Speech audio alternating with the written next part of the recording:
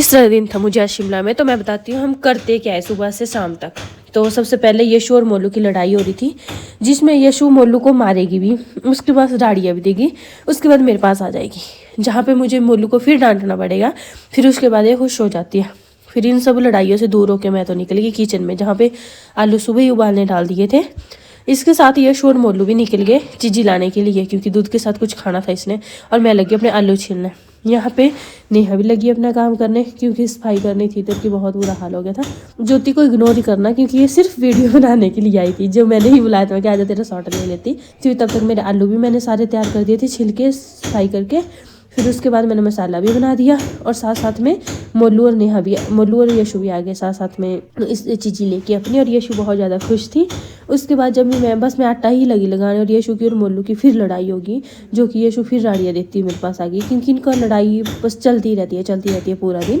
फिर उसके बाद लगे हम परांठे बनाने, जिसमें मैं परांठे बना रही थी, नेहा तेल लगा रही थी। पहले नेहा ने भी कोशिश की थी, पर इसके परांठे मुझे अच्छे नहीं लगे, तो फिर मैंने बोला मैं खुद बनाऊंगी।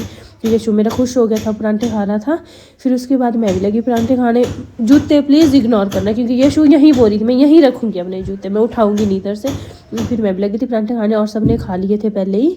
और फिर मोलू की बारी थी आज बर्तन धोने की, क्योंकि सुबह से सबने अपना अपना काम कर दिया था। तो बर्तन धोने की बारी थी मोलू की, जो कि मेरी वीडियो बनाने पे बोल रहा था कि नहीं बनानी। फिर मैंने फिर भी बनाई। मैं क्या भाई माँ हमारा काम करता है, देखो ये आ गया, बोलता है मत बना मेरी वीडियो, क्योंकि इसको शर्म महसूस हो रही थी। और साथ में यशु फिर रोने लगी। अब बताती हूँ क्यों।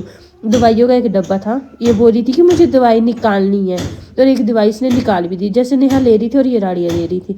बहुत मुश्किल से इसको सुलाया। जैसे ये सोगी फिर हमारा हंसी मजाक स्टार्ट हुआ, जो हुआ ज्योति की टांगों से स्टार्ट।